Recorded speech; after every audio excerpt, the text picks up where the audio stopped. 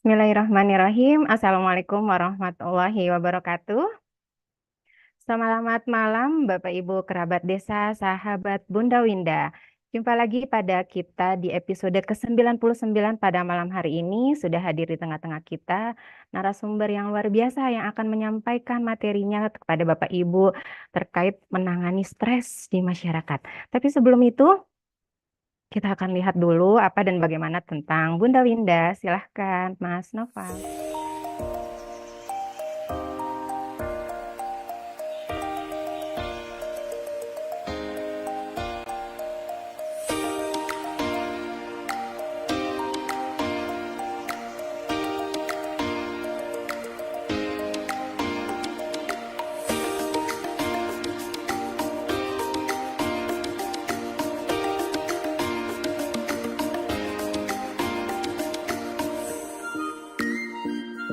Indonesia tidak akan besar karena obor di Jakarta, tapi Indonesia akan bercahaya karena lilin-lilin di desa. Demikian seruan Bung Hatta yang selalu membakar semangat membangun Indonesia. Desa merupakan ujung tombak pemerintah dalam melakukan pembangunan. Upaya turut serta membangun bangsa melalui desa. Widyaswara dituntut turut serta menjadikan desa sebagai basis penghidupan dan kehidupan masyarakat secara berkelanjutan. 74.960 desa di seluruh Indonesia, merupakan potensi besar bagi Widyaswara meningkatkan dan mempererat jalinan kerjasama dalam bidang pendidikan, pelatihan dan pengabdian masyarakat dengan memanfaatkan ilmu pengetahuan dan teknologi untuk mencerdaskan bangsa. Berikut program sinergi yang dilakukan, Kabar Apwi, komunitas para praktisi, pendampingan intensif ke desa, kolaborasi dukung desa, buku desa sarana ilmu, kongres, seminar, open class, dan obrolan santai desa. Dengan bangga, kami persembahkan Bunda Winda, berkarya untuk desa, Widyaswara, cinta desa.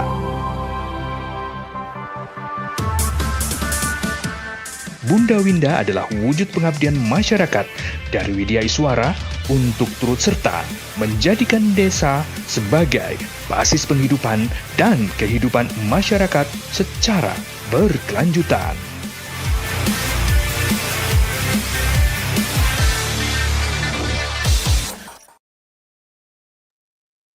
Baik, selamat malam Bapak Ibu, kerabat desa sahabat Bunda Winda. Pada malam hari ini kita sudah masuk ke episode 99. Tidak terasa ya Bapak Ibu ya, perjalanan kita sudah mencapai ke 99. Dan malam hari ini kita akan membahas terkait manajemen stres untuk masyarakat. Yang hari ini akan ditemani oleh saya sebagai moderator, saya Nirwa dari Arsip Nasional Republik Indonesia, dan telah hadir di tengah-tengah kita pemateri kita nih yang akan membawakan episode ke-99 angka cantik pada malam hari ini, yaitu Bapak Dr. Andes Paso Deka Dewanto MSI. Beliau adalah selain sebagai Widyaswara di BPSDM Provinsi Jawa Timur, beliau ini sekarang diamanahkan sebagai Ketua DPW APWI Provinsi Jawa Timur. Tanpa berpanjang-panjang, mari kita saksikan materi kita pada malam hari ini, yaitu manajemen stres untuk masyarakat. Kepada Pak Paso, disilahkan. Terima kasih.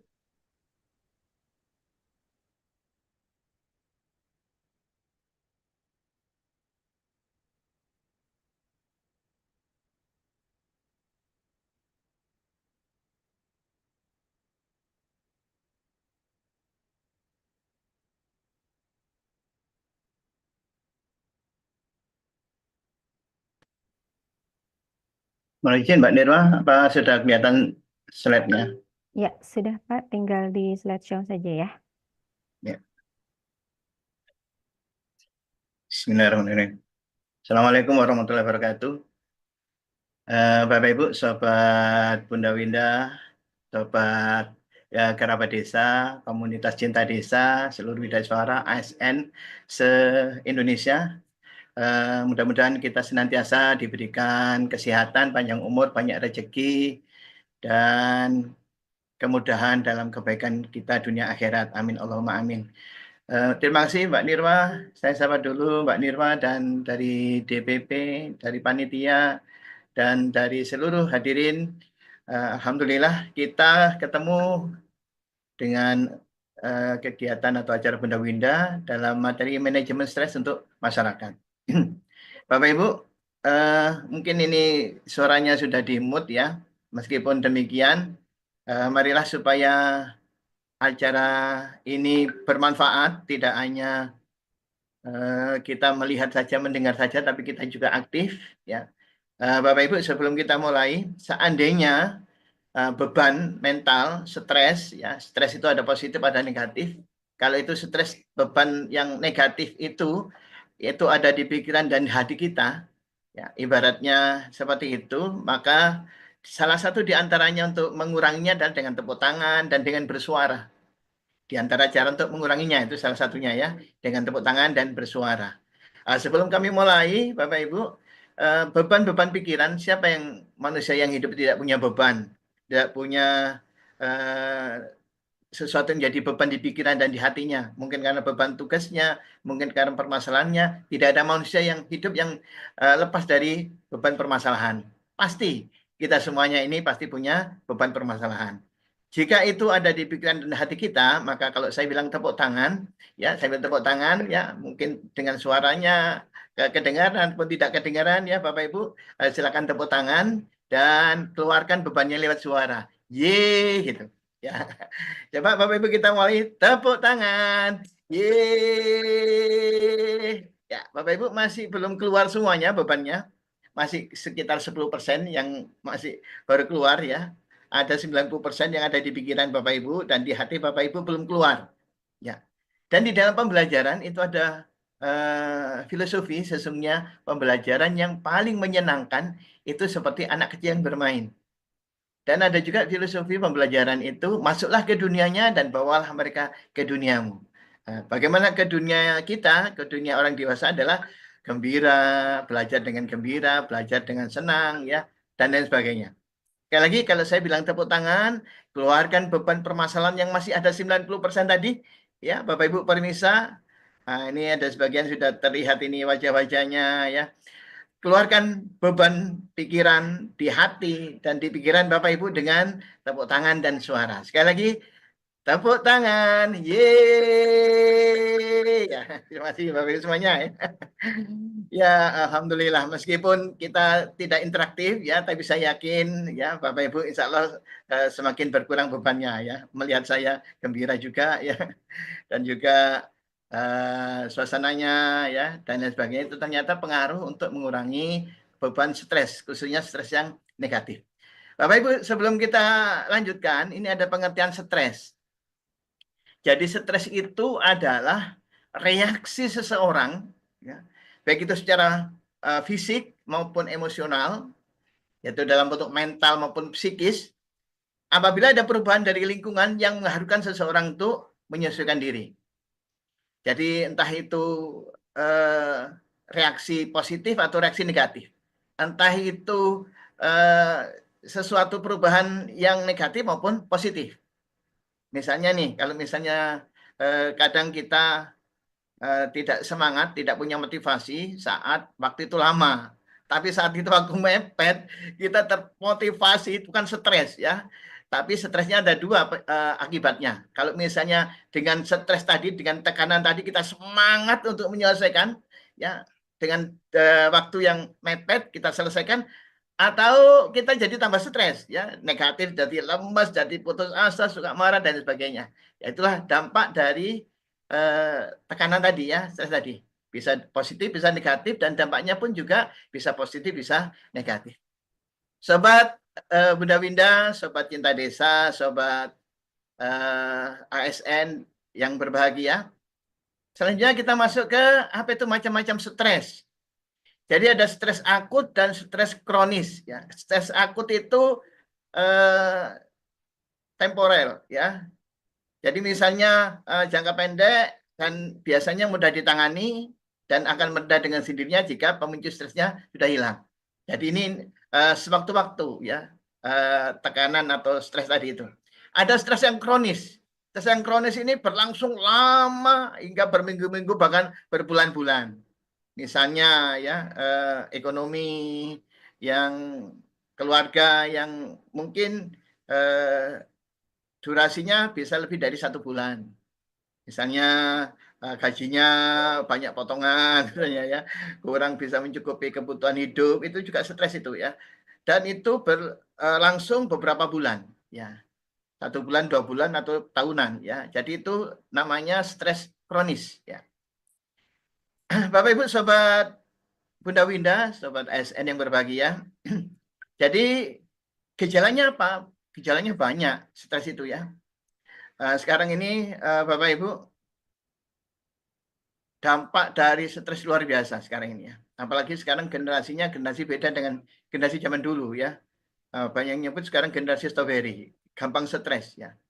Dan tidak hanya orang awam, ternyata mohon maaf ya Bapak Ibu, ada mahasiswa kedokteran spesialis bahkan sudah dokter yang melanjutkan spesialis juga tidak luput dari stres ini. Dan SMA, SMP, ya, generasi muda, remaja, dan lain sebagainya. Tentunya ini sangat berpengaruh terhadap Indonesia emas tentunya ya, karena generasi saat ini adalah mereka yang dipersiapkan saat 2045. Ya, itu kalau kita berpikir tentang generasi emas. Ya, belum lagi berpikir yang lainnya ya, keluarganya, ekonominya, kemiskinannya, dan lain sebagainya. Jadi gejala stres itu ada gejala fisik, ada gejala mental, ya, dan lain-lain ya. Di antaranya adalah gampang frustasi, gampang marah. Itu kalau sudah seperti itu berarti tanda-tanda stres ya Bapak Ibu. Kalau di kantor bebannya sudah membuat Bapak Ibu frustasi, marah, itu berarti pengendalian stresnya masih kurang ya. Sudah tingkat stresnya tinggi dan manajemen atau pengelolaan stresnya mungkin belum tahu, belum dikelola, atau mungkin cara mengelolanya kurang tepat. Merasa bingung dan tidak berguna, saya ini bingung dan tidak berguna ya. Belum lagi kemarin waktu COVID ya, waktu COVID kemarin itu ada satu kamar itu kurang lebih 10 orang, ada yang meninggal 9 atau 8 ya.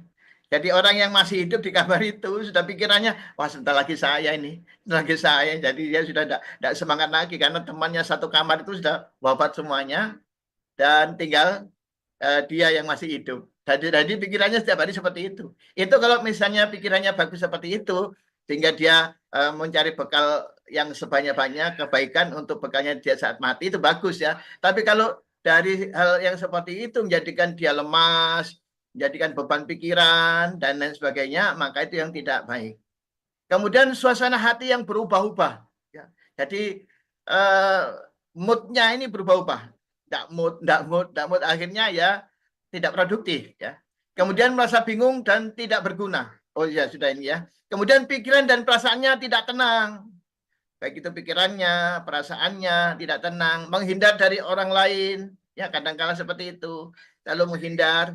Kemudian depresi, ya, merasa tertekan, ya, depresi, kesulitan untuk fokus, ya, mudah lupa, pesimis, dan selalu berpikiran negatif, ya, kesulitan dalam mengambil keputusan, apa yang saya lakukan ini nanti habis ini apa, ya kesulitan, kecenderungan menghindar dari tanggung jawab, gugup dan resah, ya, bisa juga kadang-kala kecanduan merokoknya dan minuman alkohol, tidak bisa mengendalikan rasa takut dan panik, tidak mampu beraktivitas sehari-hari, sulit melupakan trauma, sulit tidur atau insomnia, berpikir mengakhiri hidup ya. Nah, untuk bilang mendelik jangan sampai ya. Kemudian fobia dalam hal yang fisik, lemas, mual, diare, keringat, gemetar, dan lain sebagainya.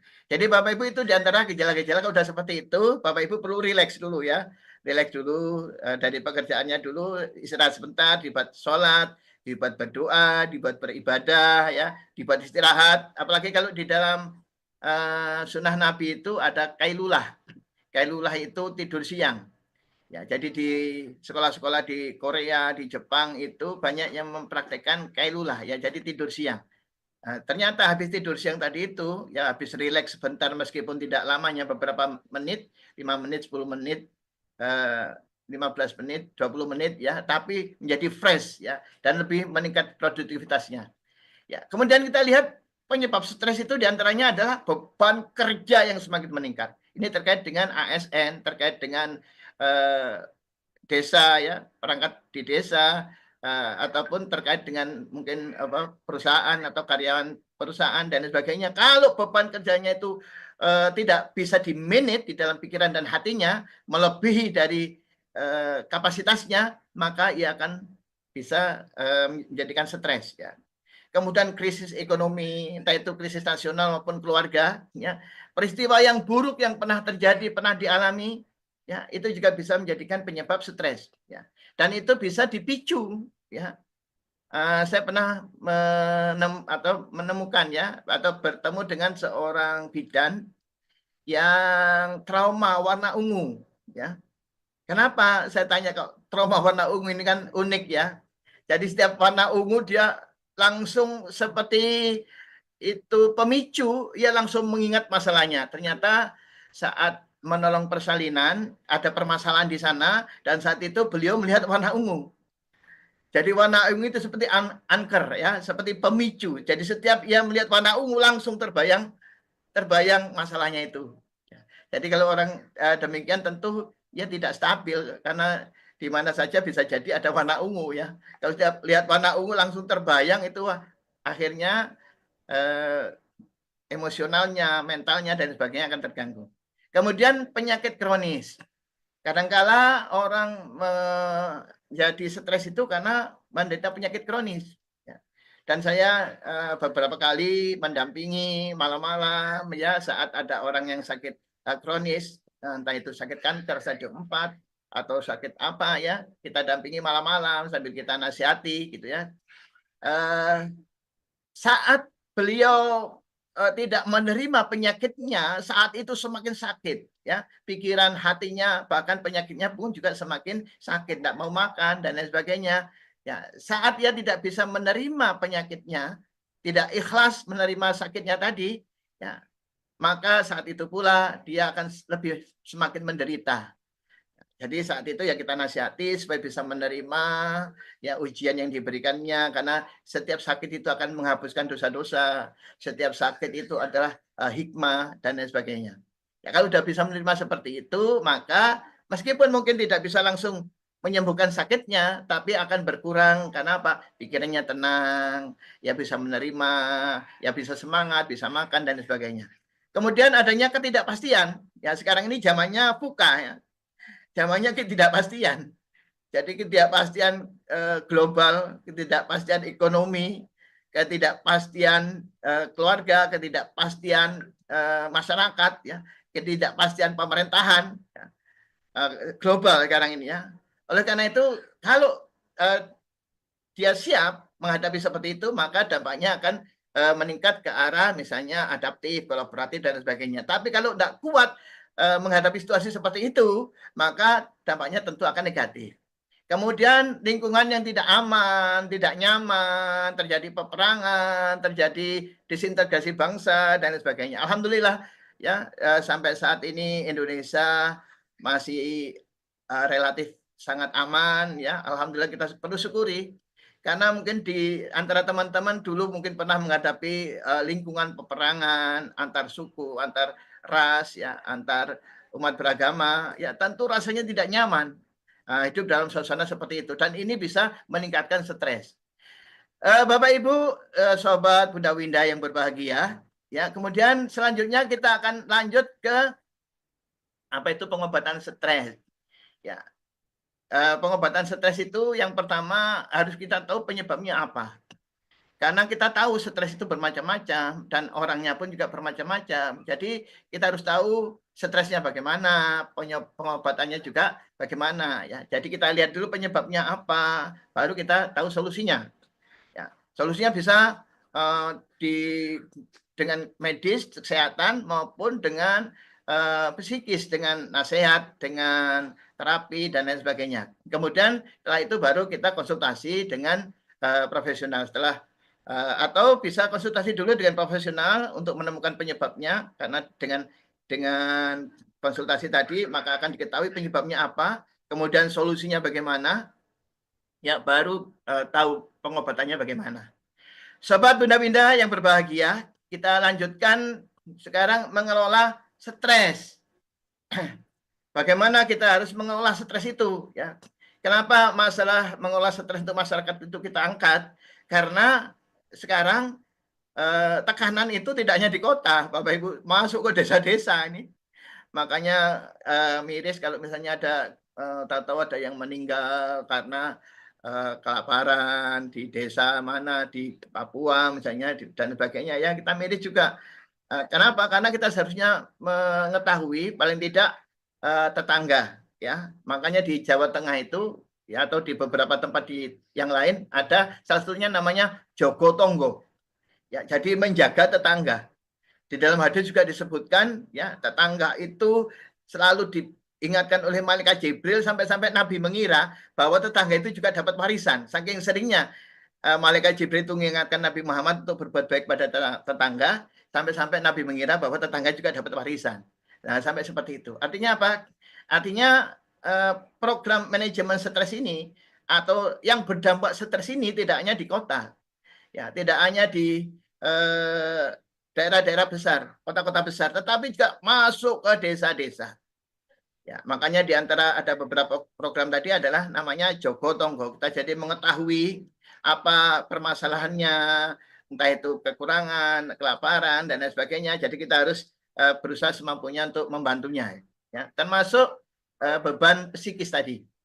Kemudian di antaranya konseling dan curhat, konsumsi makanan sehat, itu yang harus kita perhatikan. Karena ternyata makanan juga pengaruh ya Bapak Ibu. Kalau orang misalnya makanannya tidak sehat, akhirnya diare, akhirnya sakit, ya, dan itu tentu akan berpengaruh pada psikisnya. Berolahraga atau beraktivitas, ya, kemudian melakukan kegiatan yang diminati apa, selalu husnuzon, positive thinking dan tenang, ya. Bapak Ibu bisa latihan tenang ya. Kita latihan tenang, coba ya, kita tes dulu. Jadi materi ini tidak hanya sekedar materi teori, tapi kita praktek ya. Nanti kita praktek kalau misalnya waktunya cukup. Coba Bapak Ibu hitungan 1 sampai 4 menghirup pakai udara pakai hidung ya, ditahan 2 kali hitungan, kemudian dikeluarkan lewat mulut ya. Ya. Ini diantara cara membuat kita tenang ya. Ya Bapak Ibu silakan ambil nafas lewat hidung. 1 2 3 4, tahan sebentar. 1 2, keluarkan pelan-pelan dari mulut. 1 2 3 4. Ya, bagus Bapak Ibu. Ya, tenangkan dirinya, tenangkan nafasnya, tenangkan hatinya, tenangkan pikirannya. Ya, karena dengan ketenangan tadi itu akan kebijaksanaan itu akan muncul saat orang itu tenang. Nabi sendiri melarang orang sholat dengan tergesa-gesa. Ada seorang yang sholat lari-lari, ya mengejar sholat jamaah, kata Nabi jangan tergesa-gesa, jangan berlari-lari, yang tenang. Dan di antara salah satu rukun, ya rukun itu suatu yang harus ada dalam sholat adalah tumak nina. Tumak nina itu adalah ketenangan, ya ketenangan persendiannya tenang, bacaannya tenang, gerakannya tenang, itu harus itu ya, itu rukun dalam sholat itu tumak nina. Jadi berpikir positif dan tenang ini menimbulkan kebijaksanaan, proses penyadaran dan lain sebagainya dalam kondisi tenang. Ya, kita mulai lagi. Bapak Ibu, ini salah satu cara untuk membuat kita nafas tenang, pikiran tenang, hati tenang. Bisa juga dengan minum air putih sambil berdoa ya. Bismillahirrahmanirrahim, sambil berdoa, mohon kepada Allah ya, minum air putih tadi ya sambil mengatur nafasnya. Jadi Bapak Ibu, ketenangan ini dibutuhkan dalam segala hal. Termasuk dalam pengelolaan stres, pengobatan stres, termasuk dalam public speaking. Kalau Bapak Ibu tidak tenang, belepotan semuanya. Apa yang dihafalkan hilang semuanya. Saat Bapak Ibu tidak tenang. Jadi Bapak Ibu harus tenang. Ya, berpikir positif dan tenang. Ya, kita latihan lagi, 1 kali lagi ya Bapak Ibu. Ambil nafas panjang lewat hidung. 1, 2, 3, 4. Ya, tahan sebentar. 1, 2. Keluarkan pelan lewat mulut. 1, 2, 3, 4. Terus Bapak Ibu ambil nafas. Seperti itu, jadi ditenangkan nafasnya, pikirannya, hatinya ya saat Bapak Ibu mau tampil di dalam public speaking atau di dalam ini kan kadang deg deg deg deg deg gitu ya di hati itu ya. Kadang demam panggung gitu ya. Maka Bapak Ibu harus tenangkan dulu dari nafasnya. Tenang, ambil nafas. Tentunya sebelumnya ya Bapak Ibu harus siap. Tapi kalau misalnya belum siap saat mau tampil, ya bagaimanapun juga harus tenang. Tidak boleh gugup, tidak boleh apa, harus tenang. Karena saat tenang, ide-ide muncul. Tidak hanya kesadaran, tidak hanya kebijaksanaan, ide-ide muncul. Ya, kata-kata yang mungkin belum Bapak Ibu pikirkan akan muncul saat Bapak Ibu tenang. Kemudian selanjutnya adalah tidur cukup. Beribadah, mendekatkan diri kepada Allah, pada Tuhan, ya. Banyak berdoa, mohon kepada Allah. Nabi sendiri kalau setiap habis bangun sampai tidur lagi selalu berdoa, ya. Karena beliau itu pemimpin yang hebat, ya. Tidak ada pemimpin yang hebat, tidak ada nahkoda yang hebat kecuali nahkoda yang lahir dari samudra yang dahsyat, gelombang samudra yang dahsyat. Nabi seorang pemimpin hebat, beliau lahir dari situasi kondisi yang sungguh sangat dahsyat ujiannya. Maka beliau adalah salah satu Nabi Ulul Azmi. Ya. Sehingga bagaimana kedahsyatan ujian beliau, sehingga beliau setiap saat mulai bangun tidur sampai tidur lagi selalu berdoa mohon pertolongan Allah, mohon kedamaian, kebahagiaan, dan lain sebagainya. Ya, jadi selalu banyak berdoa, kemudian self terapi, ya, menasihati diri sendiri. Ya, seperti tadi itu, menenangkan nafas, menenangkan hati, menenangkan pikiran, ya, menenangkan badan, ya. Kemudian saat itu Bapak Ibu nasihati dirinya sendiri. Karena saat Bapak Ibu tenang, Bapak Ibu akan menasihati dirinya sendiri. Itu namanya talk to yourself. Ya, nasihati dirimu sendiri. Ya. Kemudian motivasi. Ini adalah di antara cara mengelola stres. Bapak Ibu Sobat IKD, mohon maaf ya Bapak Ibu, saya biasanya ngisi kajian mengaji, ASN mengaji ya Bapak Ibu, silakan hadir di kami setiap hari ASN mengaji, sehingga kami kalau manggil Sobat IKD. Padahal hari ini sedang Bunda Winda nih ya, Sobat Bunda Winda ya. Jadi Bapak Ibu silakan nanti Bapak Ibu diikuti terus kegiatan DPP APWI, ada Bunda Winda, ada COP, ada webinar-webinar banyak sekali ya untuk meningkatkan kompetensi ASN, masyarakat, dan lain sebagainya ya. Ada juga kegiatan DPW API Jatim, yaitu ASN mengaji, ada Bangkom ASN, ada ASN juara, ya, dan lain sebagainya. Ya, jadi Bapak Ibu silakan terus mengikuti grup kami, ya, dan termasuk Instagram, termasuk jangan lupa subscribe, ya, YouTube-nya Bunda Winda, subscribe YouTube-nya TV API, ya. TV Desa ya, dan silakan Bapak Ibu juga menjadi followernya Instagramnya API ya Bapak Ibu ya. Bapak Ibu, ini adalah beberapa contoh yang tadi sudah saya ini ya, ada beberapa contoh. Ternyata semangat itu tidak hanya membuat manusia itu ikut tertular dengan energi positifnya, tetapi jangankan manusia itu bunga saja. Ini ada bunga yang dikasih tepuk tangan, dikasih semangat, itu akan mekar.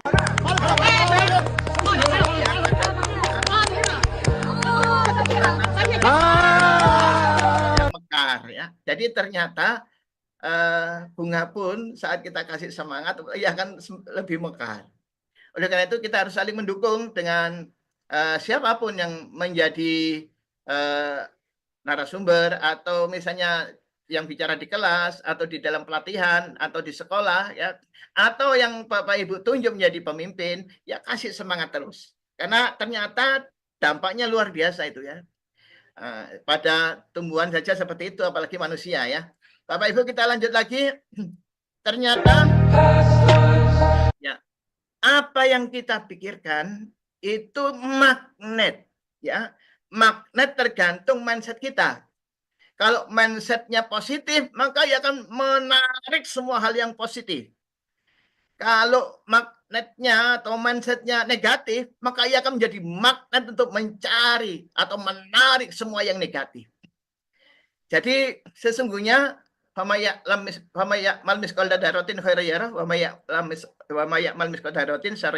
jadi kalau misalnya Bapak Ibu buat baik akan datang itu kebaikannya. Kalau Bapak Ibu berbuat buruk juga akan datang keburukan. Ya, jadi kalau misalnya Bapak Ibu orang yang suka dendam, benci, pemarah, maka orang akan menjauh. Orang yang baik-baik akan menjauh. Orang yang jahat-jahat mendekat. Perasaan-perasaan yang jahat akan mendekat. Ya, kemudian hal-hal yang jahat-jahat akan mendekat. Ya, naudzubillah min dzalik, ya, kita berlindung pada Tuhan supaya dijauhkan dari yang negatif-negatif seperti ini. Dan sebaliknya, kalau pikirannya positif, maka hal-hal yang positif itu akan mendekat. Ya, makanya waktu Nabi saat perang Uhud, ya, itu ada sahabat yang khilaf, tidak mengikuti perintah Nabi, akhirnya mengalami kekalahan. Ya, apakah Nabi marah? Apakah Nabi keras, kasar, mengusir? Tidak. Nabi diperintahkan oleh Allah supaya sabar, memaafkan. Ya, maafkanlah. Jika engkau keras, maka mereka akan jauh dari sekelilingmu. Ya. Jika Bapak Ibu punya mindset yang kasar, yang bengis, maka orang-orang yang baik akan menjauh. Ya. Naudzubillah min dzalik. Dan yang dekat, maka yang jelek-jelek akan dekat. Ya, demikian pula mindset ini. Ya, Bapak Ibu, kita lihat ini. Ini adalah gambaran mindset yang menarik.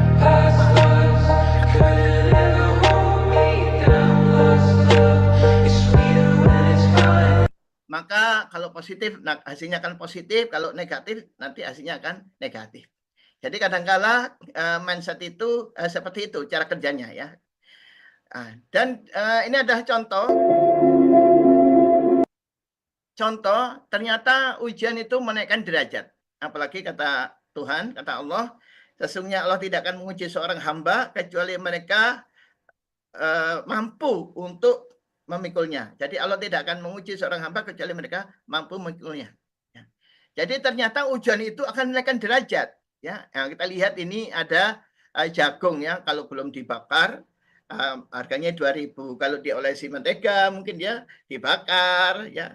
Ini panas kan, ibaratnya seperti itu, yang mengalami ujian panas dan sebagainya, harganya naik jadi 20.000. Ya, jadi sobat Bunda Winda yang berbahagia, kita lanjut, ya. Ternyata orang-orang gagal dan orang-orang sukses itu punya mindset, ya. Ada pola-pola yang jika itu diikuti, maka itu akan menuju kesuksesan dan akan menuju pada kegagalan. Kalau misalnya Bapak Ibu tahu kalau penjahit itu kan mereka punya pola, ya. Jadi mereka membuat pola-pola gitu. Kalau polanya celana ini, polanya rok ini, ya, polanya hem seperti ini, yaitu kalau penjahit. Jadi mereka membuat pola-pola seperti itu. Dan ternyata kegagalan juga ada polanya, kesuksesan juga ada polanya. Jadi kalau kita mengikuti pola-pola ini, maka ujungnya adalah kegagalan. Kalau kita mengikuti pola-pola yang sukses ini, ujungnya adalah kesuksesan. Di antaranya pola-pola gagal itu adalah stres, anxiety, insecure, pornografi, bermain judi, overthinking, ya, masa-masa dulu ingat lagi, ya. Kemudian mindsetnya negatif, menunda-nunda, kebiasaan yang buruk, lingkungan yang toksik, ya, terjebak masa lalu. Kemudian khawatir masa depan, ya, menyalahkan keadaan, selalu menyalahkan, ya.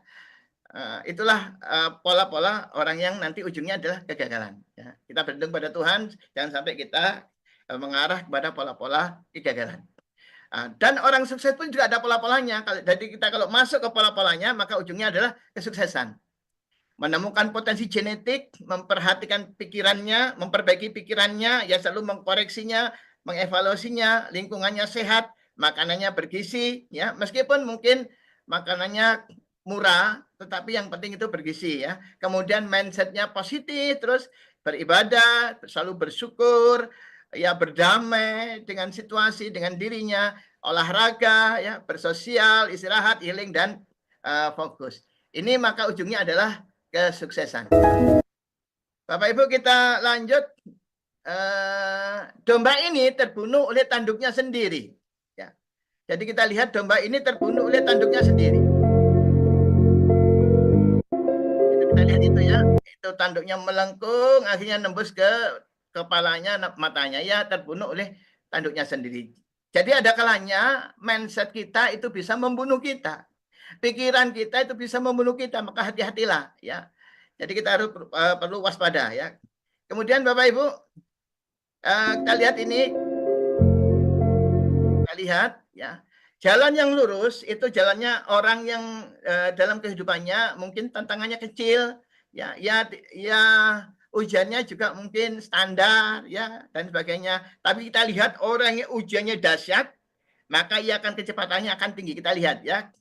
Jalan yang naik turun ini adalah ibarat yang ujiannya dahsyat, yang permasalahannya dahsyat akan menjadikan seseorang itu hebat saat ia bisa mengelola kondisi seperti itu.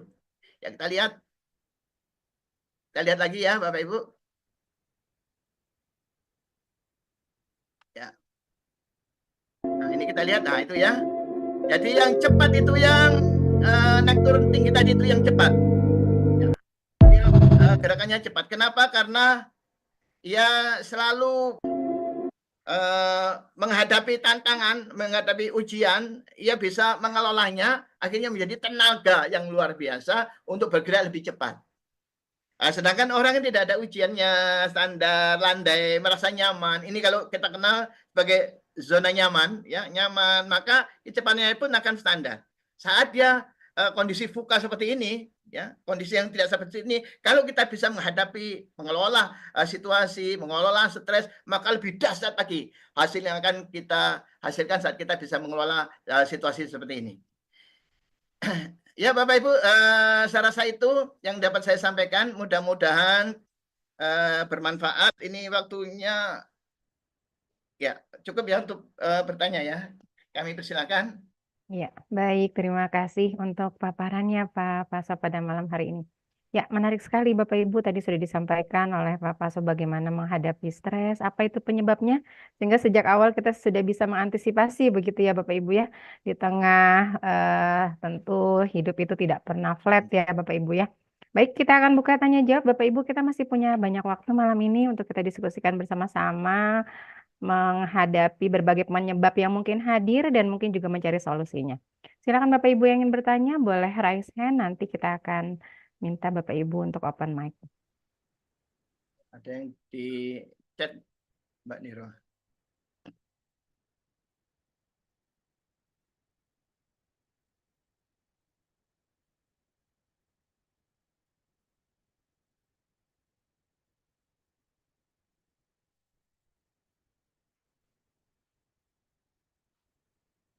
Di kolom chat belum ada, mungkin Bapak Ibu Oh, yang itu ingin, nyanyi. Tak iya, pikir tanya. itu panjang itu lagunya ya Pak ya. Iya, Obatnya iman dan takwa. Serta mensyukuri apa adanya. Ya. Itu salah iya, satu aja ya. Ya, betul. lanjut. Ini ada yang resen, Pak Agus Salim. Betul. Baik, silahkan Pak Agus Salim. Ya, ya, halo Baik, Pak. terima kasih atas Baik, silahkan. kesempatannya. Materi yang luar biasa, Pak Paso. Wah, ini sangat menarik. Eh, saya ingin langsung ke pertanyaan ya, Pak Paso ya. Ya. Tadi ada saya sampai sebut itu slide kunci karena membuat perbedaan orang sukses dengan orang gagal, ya kan? Eh, saya selama ini pegang satu kaidah Pak Paso bahwa perbedaan orang sukses dengan orang gagal itu ada dalam satu kalimat, Pak.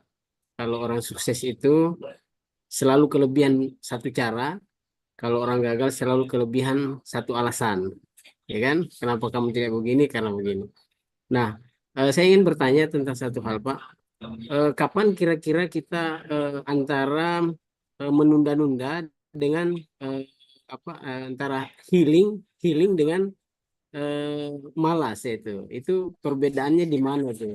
Karena kalau healing itu masuk dalam kebiasaan orang sukses. Saya dilihat di slide-nya Pak Pasu tadi, healing itu masuk dalam pola orang sukses.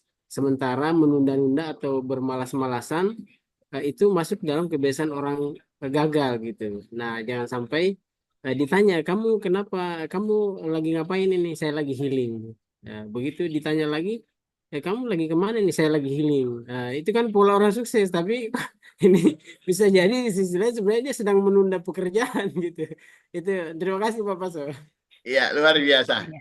Baik, terima Luar kasih biasa. Pak Agus untuk pertanyaannya. Ini bedanya nih Pak, kan sekarang lagi ngetren nih. Sedikit-sedikit kita bilang healing, sedikit-sedikit kita bilang healing. Apa sih bedanya antara healing dan procrastination ya, menunda-nunda satu pekerjaan. Silahkan Pak Waso. Ya, makasih Mbak Nirma. Masih Pak Gus Salim, luar biasa pertanyaannya ya. Ya memang yang pertama yang paling tahu itu yang bersangkutan. Ya, apakah itu betul-betul healing ataukah menunda-nunda. Itu yang pertama. Kemudian yang kedua, kadang-kala healing itu dampaknya tambah capek, tambah lemas, tidak semangat. Kenapa? Karena belum ini ya healingnya mengeluarkan energi, mengeluarkan tenaga dan sebagainya, maka hasilnya capek, mungkin malah tidak semangat. Jadi memang caranya itu perlu diperhatikan juga. Bagaimana cara healing yang seperti itu, misalnya menghidup udara yang segar, kemudian pikirannya dirilekskan. Misalnya tujuannya healing untuk mengakrabkan karyawan atau staf misalnya ya. Jadi tidak hanya semata-mata healing, tetapi di sana ada program, misalnya program peningkatan kapasitas ASN ya. Di sana isinya ada kerjasama, ada acara-acara gembira, itu Pak Gus Salim. Ya. Jadi makanya saya di setiap saya ngisi baik itu Latsar atau PIM ya, PKP, PKA, ya pernah juga PKN, itu misalnya biasanya saya awali dengan joyful learning. Jadi senang-senang dulu ya, dan di dalam filosofi tadi juga disampaikan bahwa saat orang bisa masuk ke dalam dunianya, maka kita akan bisa membawa mereka ke dunia kita. Ya akan kita bisa memasukkan program-program kita atau nilai-nilai value yang kita masukkan ya. Saat itu terakhir biasanya saya beri waktu untuk refleksi terakhir itu. Ya, jadi setelah gembira, akrab ya. Kalau sudah gembira, akrab itu kadang orang bercanda tidak sakit hati.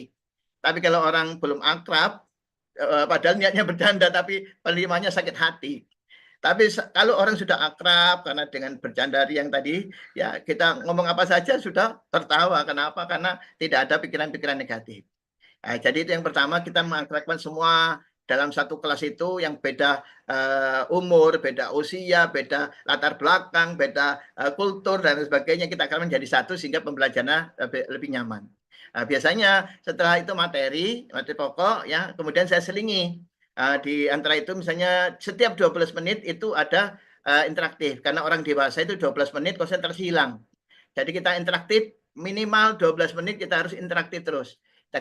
Atau mungkin ada kegiatan-kegiatan kerja kelompok yang gembira, bukan kerja kelompok yang monoton ya, tapi ada kegembiraan di sana, ada betul-betul kerjasama, ada keakraban di sana ya. Jadi materi ini kalau joyful learning itu materi dirubah dengan permainan, materi dirubah dengan kerja kelompok, materi dirubah dengan game-game ya, presentasi ya, materi dirubah dan lain sebagainya. Itu kalau tentang joyful learning. Supaya apa? Supaya peserta itu tidak stres ya.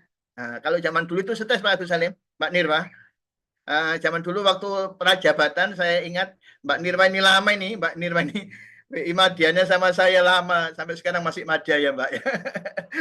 Kita ngalah enggak apa-apa ya Mbak ya. Jadi kita ini prajabatan zaman awal-awal dulu tahun 2006, 2000 itu kan waktunya lama. Jadi kondisi stres gimana? Banyak yang kesurupan, itu juga gejala stres juga.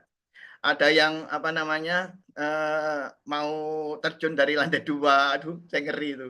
Ada yang nelan kunci itu Pak, udah repot kunci ditelan, akhirnya kita suruh makan ini apa kangkung ya, makan kangkung banyak biar bisa keluar lagi. Aduh kita itulah kondisi-kondisi seperti itu. Itu karena apa? Diklatnya lama waktu itu. Lama sekali 1 bulan itu kumpul sana, jadi jauh dari keluarga, jauh dari ini. Ada yang tidak bisa pisah dari keluarganya. Akhirnya keluarganya dipanggil suruh nemani di sana. Ya. Tidak bisa pisah dari keluarganya. Itulah kondisi-kondisi seperti itu. Pak Gus Salim, bagaimana kita mengelolanya. Jadi bukan masalah healingnya, tetapi di sana ada tujuannya apa tujuannya saat healing itu. Demikian pula kita bisa healing setiap saat, tidak harus keluar kota. Bisa dengan sholat, dengan berdoa, dengan tidur siang. Ya tadi itu tidur sebentar aja, tidur siang itu produktif itu. Itu diterapkan di karyawan di Korea, sekolah-sekolah di Korea itu kalau dalam sunnah Nabi itu namanya kailulah. Ya jadi tidur siang. Ternyata tidur singkat bisa mengakibatkan fokusnya meningkat dan lebih produktif. yaitu adalah manajemen healing setiap hari. Ya, tidak harus keluar kota yang mungkin capek-capek, tapi setiap hari. Mungkin kalau Ya. healing tidak harus jauh-jauh Pak Agus Salim, tapi saat healing itu gembira, senang, akrab ya, dan seperti itu. Dan terakhir biasanya saya isi dengan refleksi. Mungkin itu secara singkat inginnya saya jawab banyak, tapi Baik. saya rasa cukup ya Mbak Nirma. Baik, terima kasih Pak Paso. Cukup Pak Agus Salim ya. Jadi healing dan tadi sudah terlihat bedanya ya, tidak menunda-nunda pekerjaan. Dan ini di kolom chat sudah banyak nih pertanyaan ternyata ketika kita tinggal sebentar. Ada pertanyaan dari Bapak Muhammad Japar, yaitu adalah bagaimana kalau stres terjadi pada anak-anak yang belum bisa bicara? Silakan Pak Paso.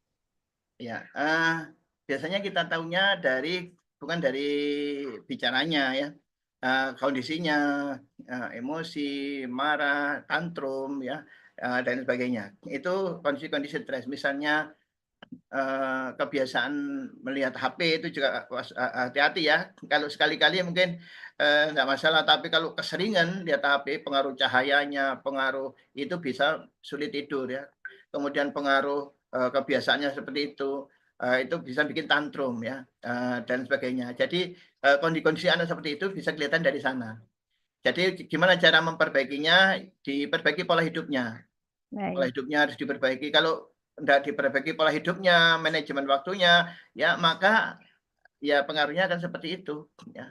Jadi Meskipun penyebabnya masalah kecil-kecil tadi itu. Jadi pola hidupnya, kemudian perilaku kita kepada mereka. Ya, jadi kalau misalnya ada ini kita peluk gitu, kita sayang, kita cium. Nabi pernah memarahi orang yang tidak pernah nyium anaknya. Jadi dia punya anak 10, tidak pernah dicium. Dimarahi oleh Nabi, ciumlah anakmu. Aku takut Allah mencabut kasih sayang di hatimu. Jadi kita mencium anak, merangkul, itu meningkatkan emosional, kasih sayang pada anak, mendekap itu supaya dia punya ketenangan ya, dan sebagainya, memberi contoh. Kemudian pola hidupnya kita perbaiki, gaya hidupnya, pola hidupnya, waktunya kita perbaiki. Mungkin dari sana. betul. Termasuk makanannya ya, pola tidur dan sebagainya. Baik, terima kasih. Jadi akan terlihat ya Bapak Ibu ya, walaupun belum bisa bicara terlihat dari sikapnya, maka banyak hal yang bisa kita perbaiki. Baik, berikutnya ada pertanyaan dari Pak Munir Ajis.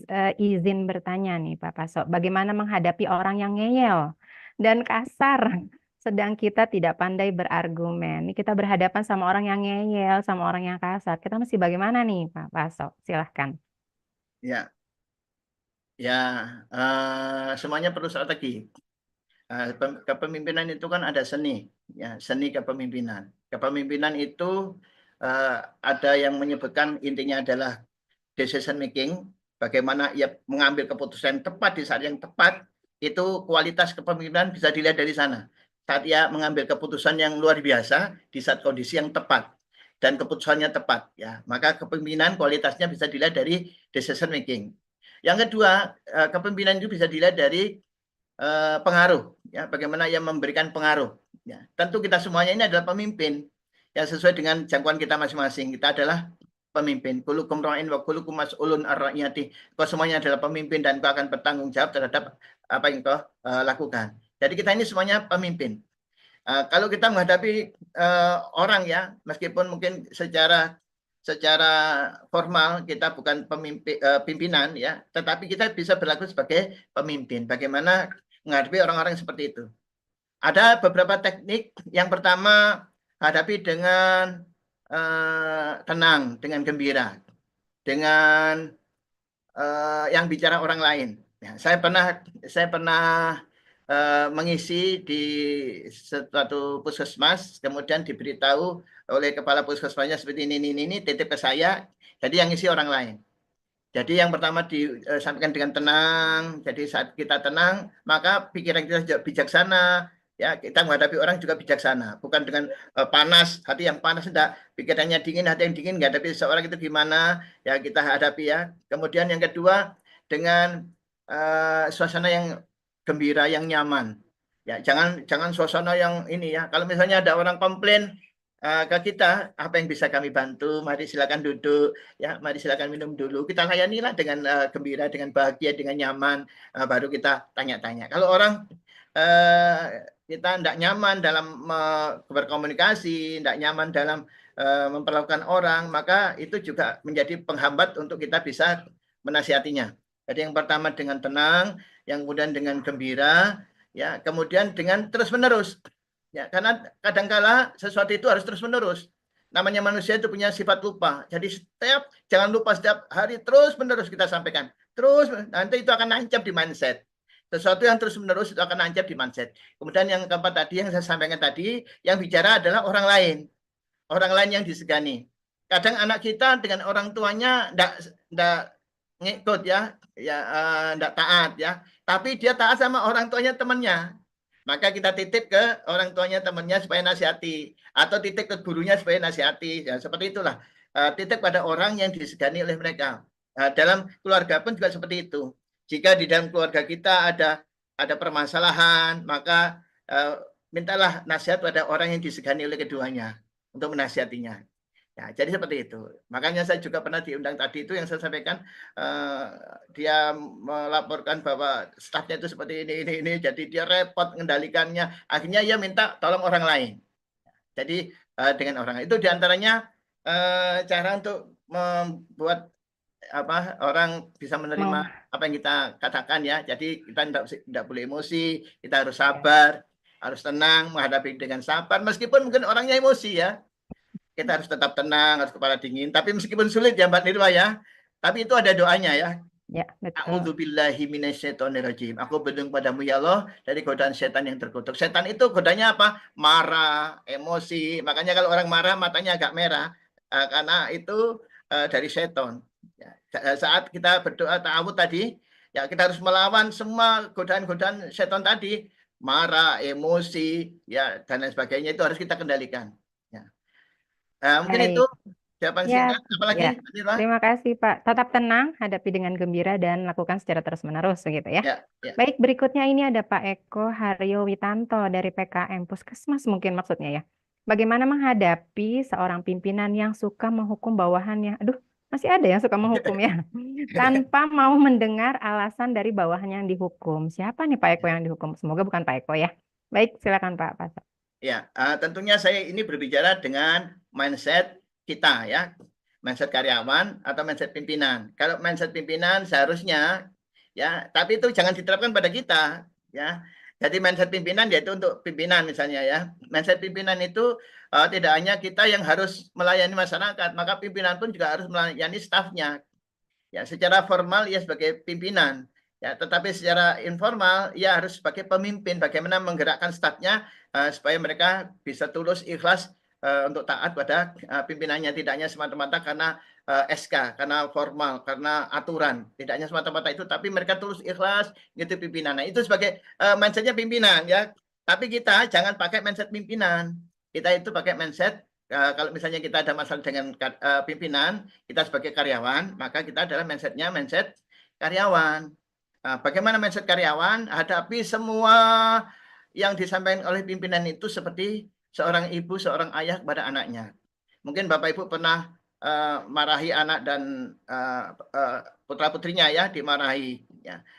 Tapi tidak ada Bapak Ibu yang marahi anaknya itu dengan betul-betul niat yang jelek atau yang salah atau yang buruk ya. Mereka semuanya dasarnya adalah kasih sayang. Seorang ibu, seorang ayah kepada anaknya. Ya, maka pimpinan itu adalah orang tua kita di kantor secara formal ya. Maka hadapilah mereka seperti orang tua kita di kantor. Dengan apa? Dengan sabar. Karena orang tua kan macam-macam, ada orang tua yang bijaksana, orang tua yang baik. Tapi kita harus hadapi semuanya dengan kesabaran. Hadapilah semuanya dengan kesabaran. Termasuk pimpinan tadi seperti itu, hadapi dengan sabar. Nah, karena dengan sabar itu bisa jadi pimpinan itu tersentuh hatinya. Itulah perintah Allah kepada Nabi Musa untuk mengajak atau menasihati Fir'aun. Wahai Musa, nasihatilah Fir'aun itu dengan kelembutan. Mungkin ia takut pada Allah. Ya. Jangankan pimpinan kita yang mungkin tidak begitu jahat ya, Fir'aun yang begitu jahat sekali, ya, jahat, mengaku Tuhan, suka jahat lah pokoknya, suka sangat kejam. Ya, tapi apa perintah Tuhan kepada Nabi Musa? Ajaklah Fir'aun itu, nasihatilah Fir'aun itu dengan kelembutan. Mungkin Fir'aun ini takut pada Allah. Apalagi dengan pimpinan kita yang mungkin tidak baik, tetapi tidak sejahat Fir'aun. Apalagi dengan beliau ya, tentu kita harus dengan kelembutan. Mungkin itu, Baik, Nirma. terima kasih Pak Paso. Satu lagi Pak, sebelum kita akhiri sesi ini ada pertanyaan dari Bapak atau Ibu Ketut Rumaksa. Pertanyaannya adalah kegagalan seringkali dianggap sebagai hasil dari berbagai faktor, termasuk nasib di dalamnya. Nah, jadi tapi tentu ada berbagai elemen lain, misalnya usaha, keterampilan, keputusan diambil. Jadi, apakah kegagalan bisa menjadi hasil kombinasi dari nasib dan faktor-faktor lain? Bagaimana sebenarnya anggapan faktor nasib? Singkat saja Pak Paso, Luar silahkan. biasa ya. Sebenarnya saya ingin banyak Mbak Nirma. Termasuk di akhir ini saya ingin refleksi supaya Bapak Ibu ada perasaan yang luar biasa gitu. Tapi paling tidak refleksinya ya minimal 20 menit.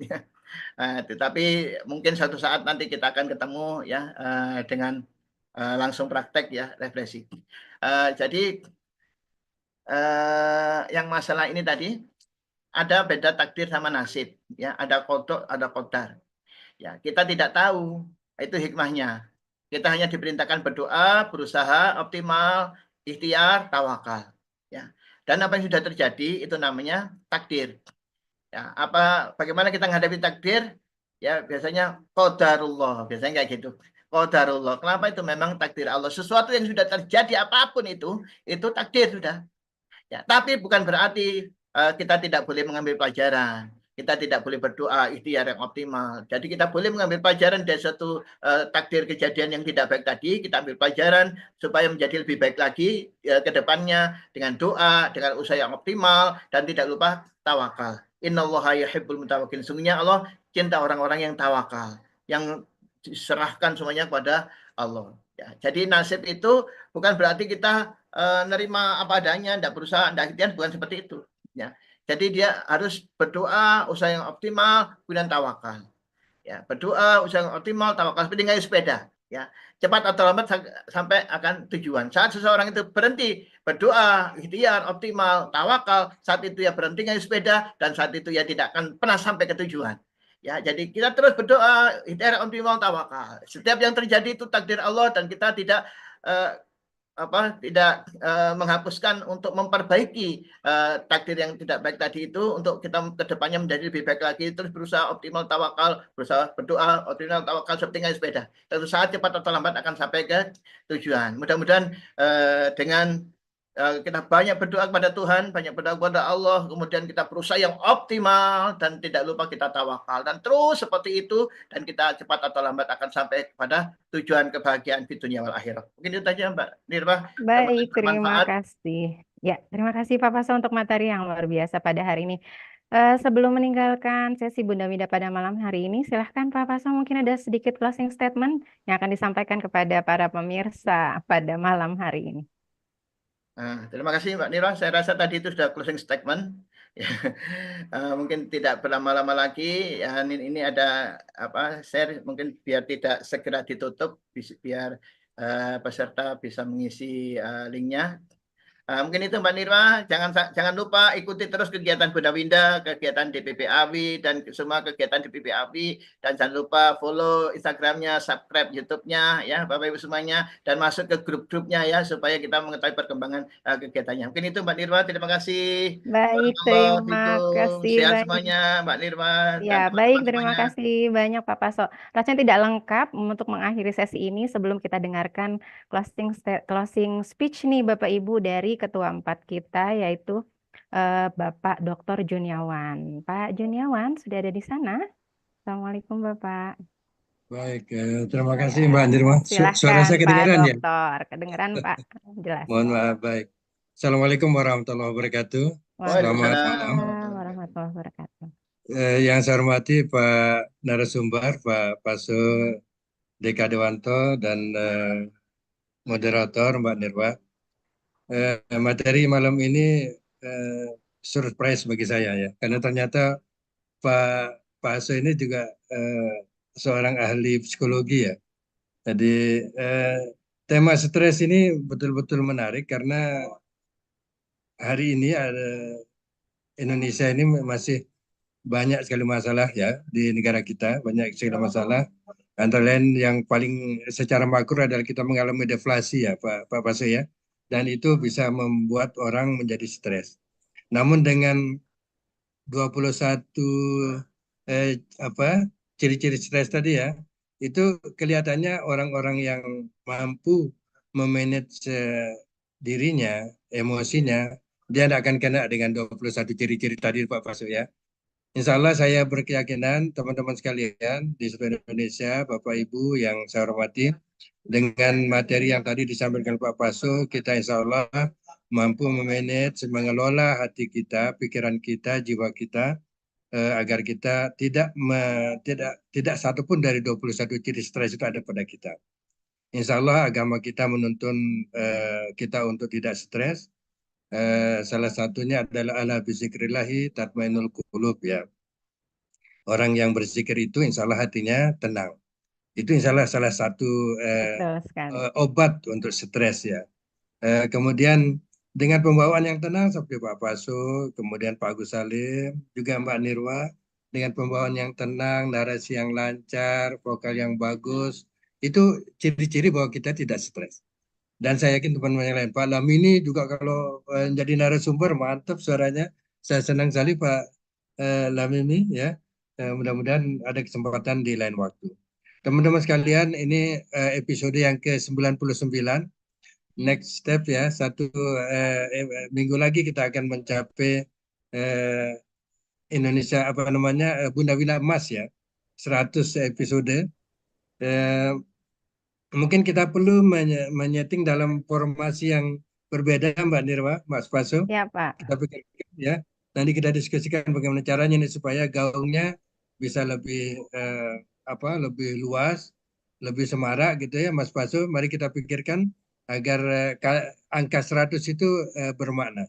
Kalau kita masih menunggu 100 untuk Indonesia merdeka, ya 2045 masih lama. Tapi kalau Bunda Winda, insya Allah Senin malam depan itu sudah 100. Betul ya. sekali Bapak.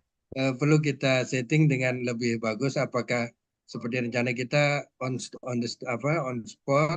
spot atau bagaimana lah ya.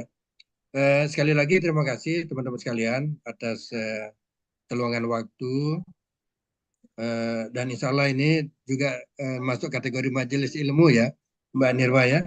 Betul Sehingga Bapak. berkah ya. Semoga kita semua senantiasa sehat walafiat, produktif, optimis, dan mari kita manage hati kita agar kita jauh dari kata-kata stres. Terima kasih teman-teman sekalian. Saya akhiri. Assalamualaikum warahmatullahi wabarakatuh. Selamat malam. Waalaikumsalam warahmatullahi wabarakatuh. Baik, terima kasih Bapak. Tuntas sudah episode kita pada Bunda Winda malam hari ini di episode ke-99 dan pekan depan kita akan masuk ke episode 100. Tapi sebelum mengakhiri, saya akan berikan pantun kepada Bapak Ibu. Bunga mawar, bunga melati. Cakep. Tumbuh semerbak di taman kota. Cakep. Terima kasih untuk kehadiran di malam ini. Sampai jumpa lagi di episode mendatang Bunda Winda di episode 100. Terima kasih kepada Pak Faso, terima kasih kepada Bapak Juniawan dan Bapak Ibu semua yang sudah hadir di malam hari ini. Kita bertemu lagi di episode mendatang. Saya sebagai moderator pada malam hari ini mengucapkan terima kasih dan mohon maaf jika ada yang kurang berkenan. Kita akhiri. Wassalamualaikum warahmatullahi wabarakatuh. Waalaikumsalam.